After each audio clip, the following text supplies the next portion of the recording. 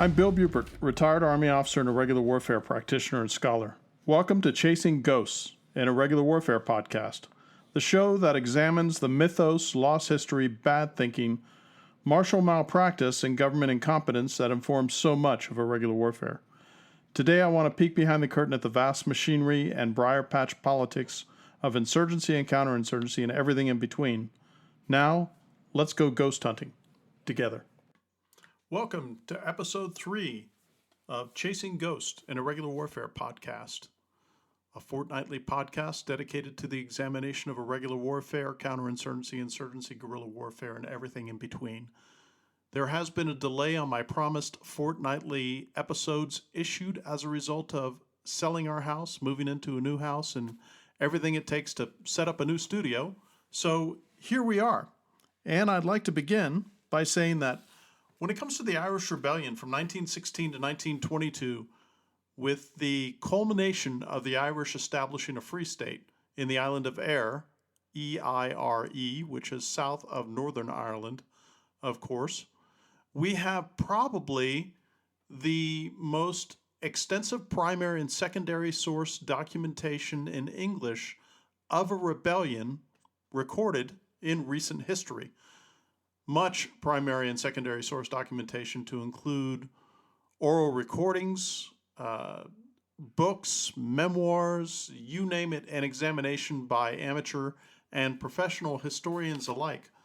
What has always been interesting about the Irish conflict is that, once again, it poses that episodic question in examinations of history: do great men make great events, or do great events make great men, or vice versa? Well, I can't really come to quite a conclusion here, but I've got to say that Michael Collins, being a larger-than-life figure, who also figured in the starring role of a film by Neil Jordan in the 1990s, considering Michael Collins and what he did in order to sustain this rebellion.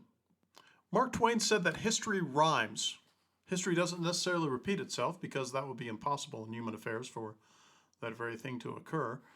What you find with Michael Collins, and as I mentioned, 1916 to 1922, is you see the end of an 800-year occupation by the United Kingdom of this island formation that's due southeast of the United Kingdom proper.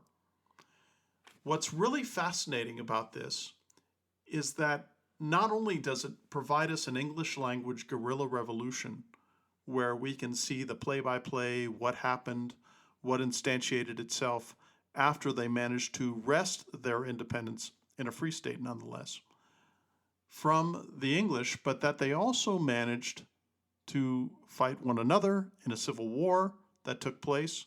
And I have mentioned before in the first 2 episodes that when it comes to the examination of irregular warfare and guerrilla conflict, insurgency, that kind of thing, you have larger wars decanting and uncorking smaller conflicts that have been brewing for the longest time that start to take on a life of their own.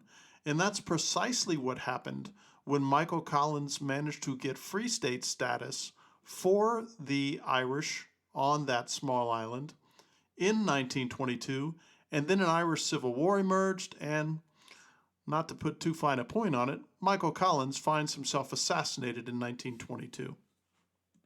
I'm going to examine 2 things today. I'm going to examine a short, brief explanation of Michael Collins himself and his involvement in the IRB, the Irish Republican Brotherhood, which would later morph into the Irish Republican Army, and also a broader theme that I think needs to be teased out. History isn't just dry dates. History isn't simply events. History is a rippling back and forth of events that pray, depend, codepend, and evolve with each other over time, and have these impacts on what appear to be disparate events that aren't quite as disparate as we may assume, as I will illustrate today when I come to the conclusion that there were 4 reasons why Michael Collins, Eamon de Valera, the Prime Minister to come in the new Irish Republic, and other players, to include the British players on the other side, there's 4 events that led to this entire thing. One of those was World War I, The second one of those was the 1916 Rising, the failure thereof, and then the regermination of this rebellion, which led to the success in 1922.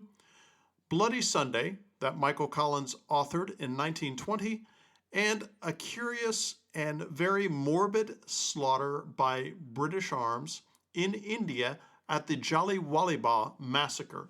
So those 4 items I am going to propose to everyone listening are what led to the eventual breakdown and erasure of the 800-year occupation of Ireland by the British by 1922.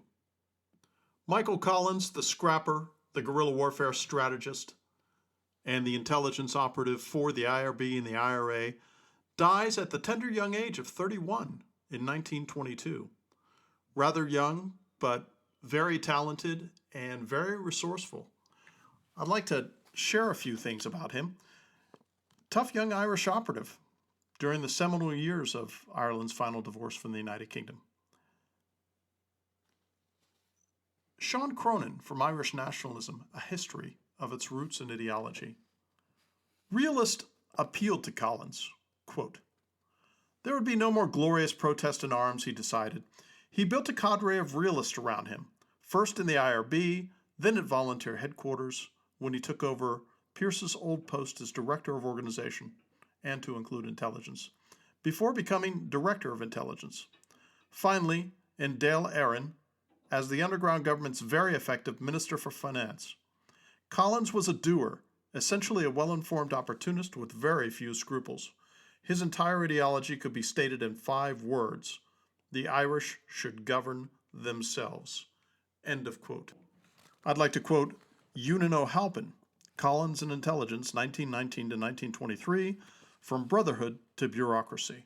Quote, "The characteristics which mark Collins out as a remarkably successful Director of Intelligence in the War of Independence include his evident appreciation of the importance of the collection and assessment of information as primary elements of intelligence operations which should precede action, his partial penetration of his adversary's own intelligence system, the efficiency and ruthlessness with which action based on good intelligence was taken, and his success in preserving the security and efficiency of his own organization, both in Dublin and in Britain, despite the pressures it operated under because of the constant threat of raids, arrests, and the capture of documents."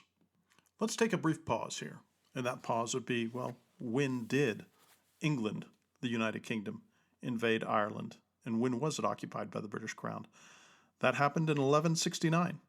And they suffered a brutal occupation punctuated by indigenous risings, rebellions, and pockets of resistance.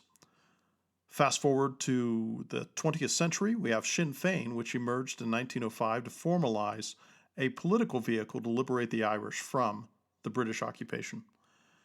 And these sophisticated rebel organizations started to emerge in the 19th and 20th century, and they culminated in the 1916 Easter Rising, which ultimately failed, but which ultimately provided the seedbed for the reemergence and resurgence of Irish rebellion to culminate in the successful 1922 divorce from London. Remember, the 1916 is smack dab in the middle of British involvement in World War I, and they're having to watch their back door, as it were, in Ireland because this had been brewing for, as I mentioned earlier, 800 years. And according to the British Army, they reported casualties of 116 dead, 368 wounded, and 9 missing. 16 policemen died, and 29 were wounded. Rebel and civilian casualties were 318 dead and 2,217 wounded. The volunteers in the ICA recorded 64 killed in action, but otherwise Irish casualties were not divided into rebels and civilians. All of these figures, as we will discover when we talk about the Jallianwala massacre in India, are greatly disputed by all parties involved. The 1916 Rising was a conventional, almost uniformed rising on the part of the Irish, in which they thought that they would go toe-to-toe with the British Army in this case, being one of the premier and leading land forces on earth, since well before the middle of the 18th century. Now, what we discover is that after this, the IRB and the other militant organizations, they started to realize that the war would have to be one of the classic insurgent and conducted in suit and tie, as it were, assuming aliases and slipping through the mass base undetected. Collins would for 3 years hide in plain sight in Dublin and its environs, posing as a businessman named John Grace. Great Britain would respond with one of the most slipshod and misinformed counterinsurgency campaigns in recent history, with a number of missteps that would eventually cost them the conflict, and the island of Ayr would eventually float out of the Dominion orbit. Some suppose that if it had not occurred during wartime, that the coin may have had an even chance of success. But the modus operandi and the outlook had been shaped during wartime for the intelligence apparatus, which required, of course, intelligence officers to cut corners, dispense with vetting procedures, and cold pitch informers. The British also severely underestimated the IRB and IRA counterintelligence operations being conducted against them, which would culminate in Bloody Sunday in November of 1920, one of the more brilliant moves that Michael Collins made during this rebellion. As most of you are familiar, when it comes to the reputation of British counterinsurgency operations, I take a chainsaw to it. This is going to be your first view of me taking a chainsaw to said conflicts.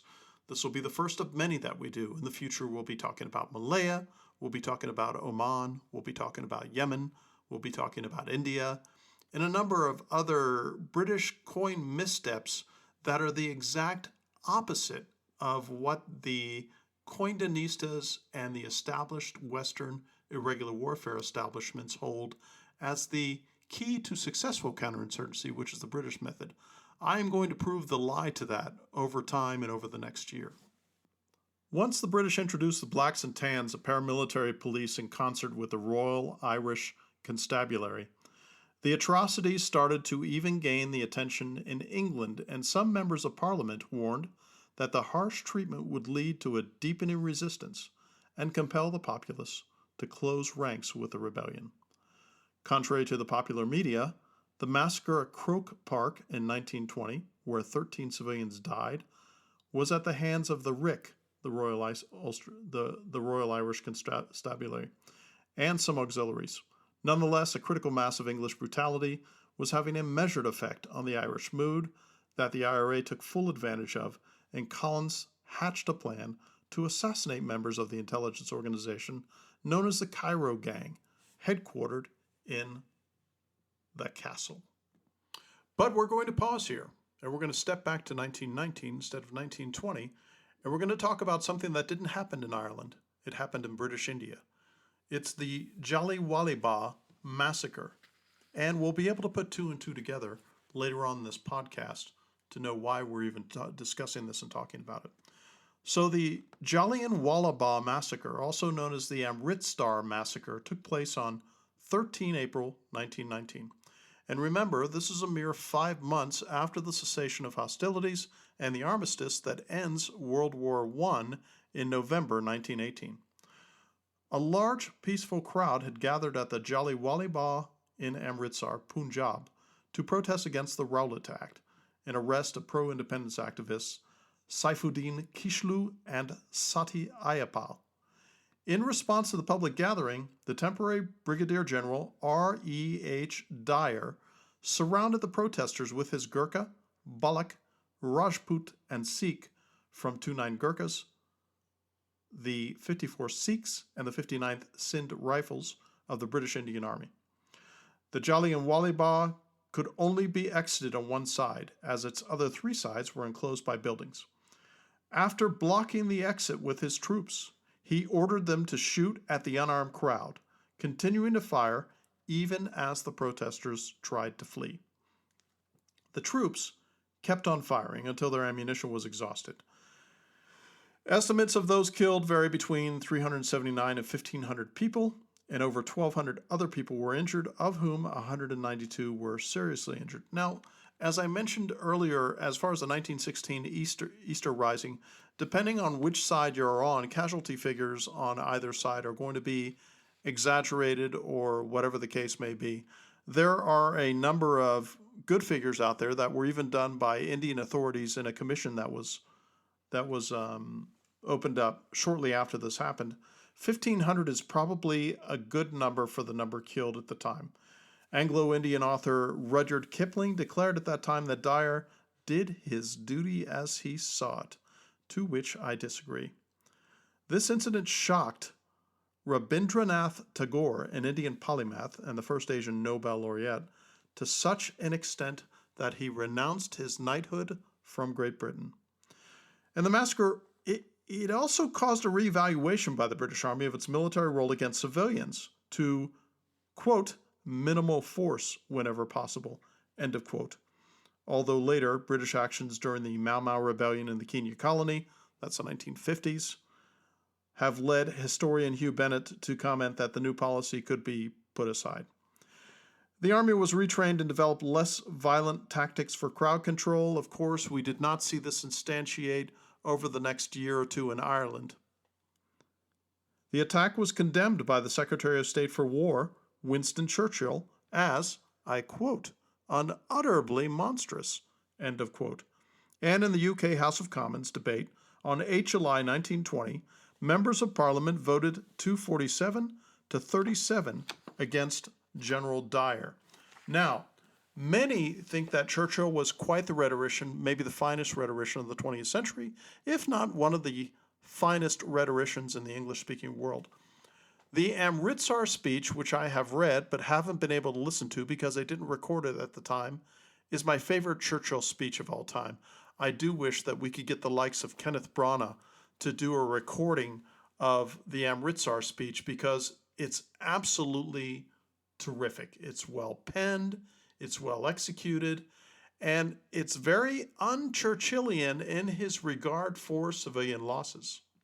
So I would urge my listeners, if you get the opportunity to dig up Churchill's Amritsar speech, take a read, see what you think. The British government tried to suppress information of the massacre, but news spread in India and widespread outrage ensued, of course. Details of this massacre did not become known in Britain until December 1919.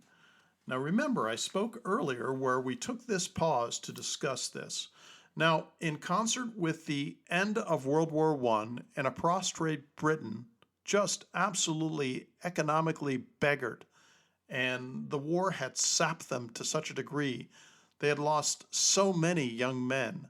They had lost so much in their country. As a matter of fact, when 1914 occurred and you had the eve and then the conduct of World War I, there had been, since Waterloo in 1815, almost a century of peace in Europe. This changed everything, to include what Michael Collins would leverage out of this for his own rebellion to divorce himself and Ireland from London. I'd like to quote Churchill before we move on concerning the Jallianwala massacre. Quote, "The crowd was unarmed except with bludgeons. It was not attacking anybody or anything. When fire had been opened upon it to disperse it, it tried to run away.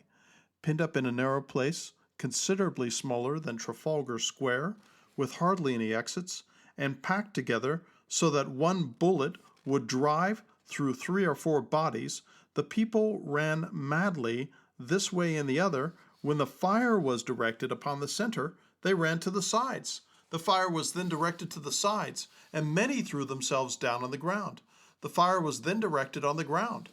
This was continued to 8 to 10 minutes, and it stopped only when the ammunition had reached the point of exhaustion." End of quote. I wish I could say it in that superior Churchillian voice and accent, but I can't. For those of you who enjoy film when it comes to history, in 2021, I think it was on Netflix or one of the other vendors, they have a movie called Sardar Udham, a Hindi language film that's based on this massacre and the eventual assassination, if I recall, in 1940 of Michael O'Dwyer by Udham Singh. So what, pray tell, could this massacre Could Indian politics?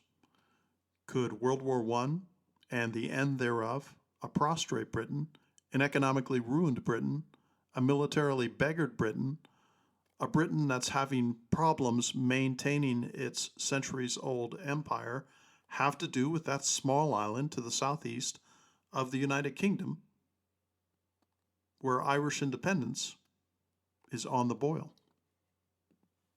Well, I had mentioned that when it comes to history, it simply isn't about the dates. The dates happen to be an instantiation of when something occurred, but it doesn't have anything to do with how or why it occurred.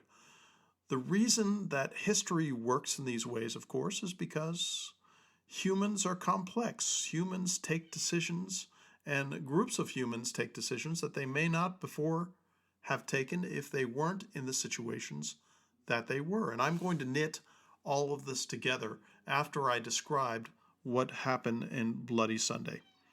So this propaganda war on both sides was quite effective, although one can say the Irish Rebellion had an advantage between a sympathetic USA and British public becoming exhausted with the expense and the apparent atrocities starting to percolate for the unintended conflict that Great Britain had been escalating since 1919 in Ireland.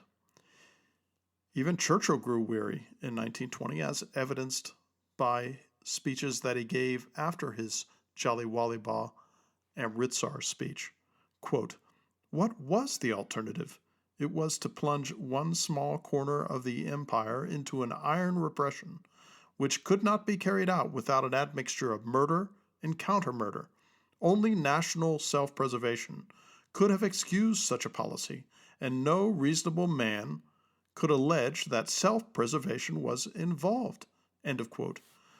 You know, you can bookend the speech with one of the greatest speeches Churchill ever made, the Amritsar speech, concerning what's been going on here and his condemnation of British military excesses in the Raj.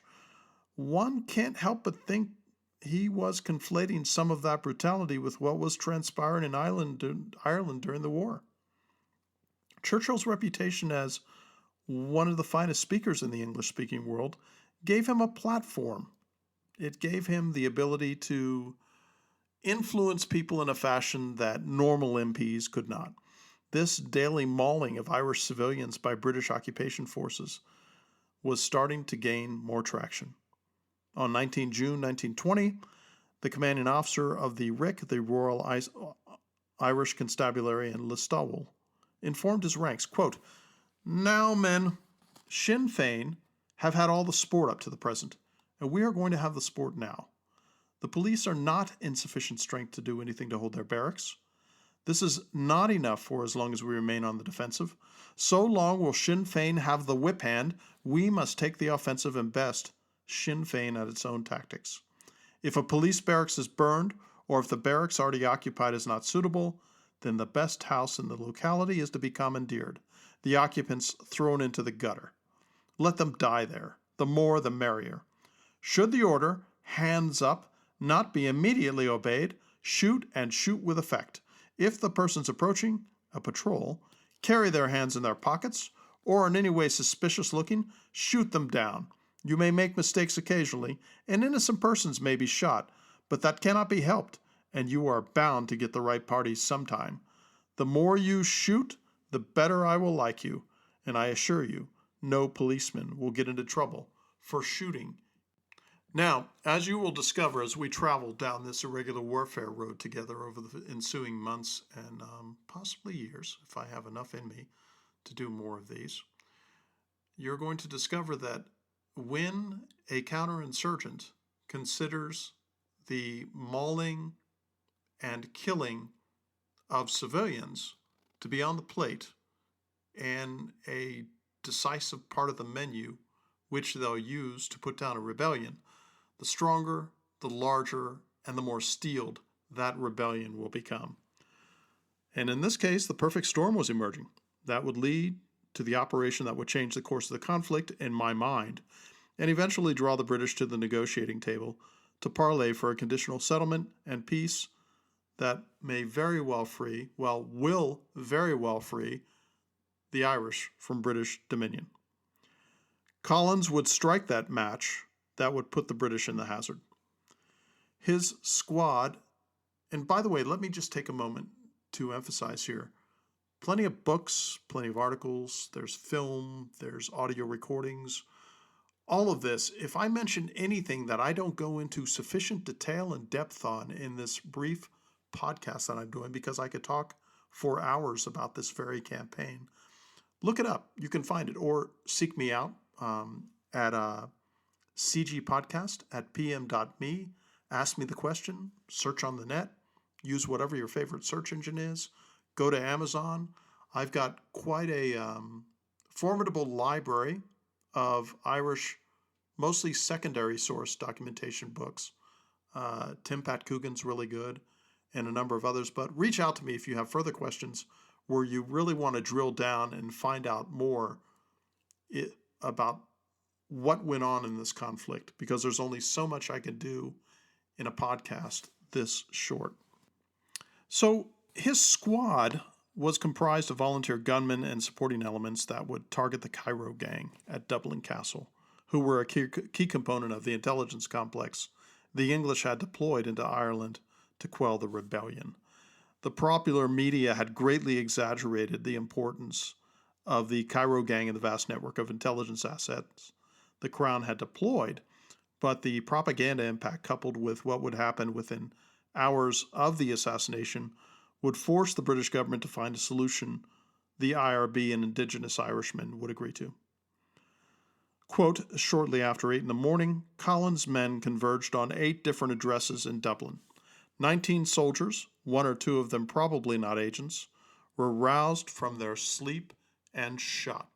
Of these, 13 were killed, 6 were wounded, according to official reports. When Collins would hear the news, he would say, "Good God, we're finished now. It's all up," end quote. This was not the blow the popular media makes it out to be and tends to be exaggerated. This was a propaganda blow, but had a relatively minor operational impact from an intelligence perspective. Because, quote, in hindsight, Collins' operation, although executed with imprecision, was a shock to British intelligence, but quite limited in scope. The IRA succeeded in eliminating only a small fraction of the legion of British intelligence operatives, although there is no question that a few of those assassinated were among the more experienced and aggressive operators, and at the end of the day, IRA gunmen killed 7 confirmed intelligence officers, 2 legal officers, 1 informer, and 2 auxiliary temporary cadets, while wounding 4 more suspected spies, end of quote. That quote is from the excellent book by J.B.E. Hittle called Michael Collins and the Anglo-Irish War, British Counterinsurgency Failure. Collins' blow would nonetheless have far-reaching effects that would happen just that afternoon. The day was not over, because the bloody-minded British blacks and tans, paramilitary policemen, and some associated constabulary, possibly seeking revenge, opened fire at the football pitch in Croke Park that afternoon by killing 12 civilians and maiming hundreds of other players and spectators in what would become the Croke Park Massacre, that would even upset the British government at the ferocity and brutality of the attack after the stinging rebuke Churchill had spoke against mere months before when talking about Jalliwallabah and the massacre at Amritsar. I'd like to emphasize again, if it weren't for what I mentioned about the exhaustion from having fought World War I, the imperial quagmires that were causing such difficulties, some of which culminated in massacres such as Jalliwallabah, the bad press that they were getting, North American pressure on the British to ease up on their behavior against Irish rebels, and basically Irish intransigence against British occupation in Ireland itself. All of this was coming together to form this wicked cocktail in which the British would not have the means to either accommodate a permanent imposition of armed forces to maintain the Irish as one of their colonies or commonwealths, as it were, but that the expense was becoming too formidable even for them. A mere 1 year later, by December 1921, the Irish would get their independence after almost 800 years as a mostly unwilling vassal of the United Kingdom. This, of course, would spark a vicious civil war between two competing factions, these competing factions being socialists fighting against socialists to establish the superior socialism in the fight for a better socialism. It would be long and bloody. Collins would be assassinated himself in his personage as the military commander of Free Ireland by a rival Republican faction in August, the 22nd of August, 1922, by anti-treaty forces who wanted a wholesale divorce from London and not a free state or Commonwealth status. Collins was an able commander and essentially one of the first successful non-state soldiers of the 20th century, although T.E. Lawrence may tangentially take the laurel for being a state soldier, commanding an entire army of non-state soldiers in World War I during the British fight against Turkey in the Middle East, and I will devote an episode or two or three to the exploits of T.E. Lawrence, because I consider Michael Collins, T.E. Lawrence, and the vaunted Paul Emil Letter-Vorbeck to probably be, from 1916 to 1922, the most formidable, if not the original authors of 20th century guerrilla warfare. One can't help but entertain the counterfactual that had Collins not struck such a blow and reaped the unintended windfall of English brutality and callous disregard for human life at Croke Park that same afternoon on Bloody Sunday, the Commonwealth may very well have remained intact and the Irish would not have wrested their independence from London. A quote, "Given time, strength, and public support, the British forces would have reduced rebel operations to negligible proportions. Nevertheless, these quintessential conditions were missing. While the IRA survived, political pressure on the British government increased, and though the balance was tantalizingly fine, the IRA held out longer than the government's nerve. That was what mattered." That would be Gabriel Doherty from Michael Collins and the Making of the Irish State. Collins was at the right time and the right place to take full advantage of English missteps, exhaustion, and capitalize on the unintended profit from Churchill damning the British military brutality by Raj forces in India, resulting in thousands of civilian deaths and maiming. Many forces were starting to coalesce to include the post-World War I exhaustion of Britain, British financial woes, the consolidation of Irish guerrilla forces under a capable and effective leadership, contra 1916 with the Easter Rising, and the combination of ruthless efficiency, political stellar alignments, and just the sheer exhaustion of the British public and the conflict. This most likely tipped the balance for Collins and his confreres. A single day, Bloody Sunday, in which both the protagonists swung at each other, may very well have set the conditions for Irish freedom. So there you have it.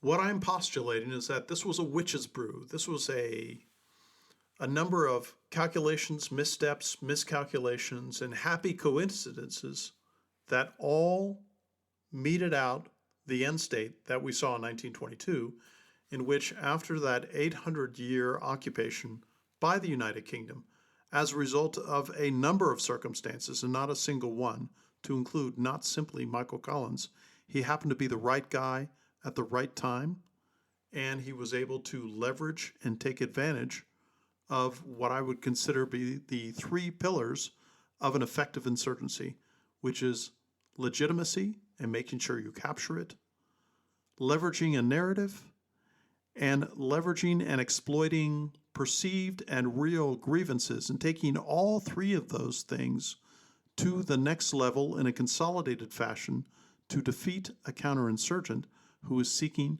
to continue an occupation of your country. A few listener notes for consumers of this podcast. Number one, thank you for the number of people who have reached out to me, got in touch with me, let me know that they're listening, gave me some tips, techniques, and procedures to improve what I'm delivering. And since Elon Musk has taken over Twitter, from which I divorced myself in July of 2019, I have started a new Twitter account, which is going to be the sole vehicle on Twitter on which I'm going to operate. That's at WBuppert, Buppert, and it will be my Chasing Ghost podcast Twitter account. Any kind of recommendations, comments, discussion, if you happen to be on Twitter and you'd like to join me on Twitter, I would appreciate the follow. And with that, I'd like to say thanks once again. And if you wish to reach out to me until I get a website put up for Chasing Ghosts, my email for this is cgpodcast@pm.me. That's cgpodcast@pm.me.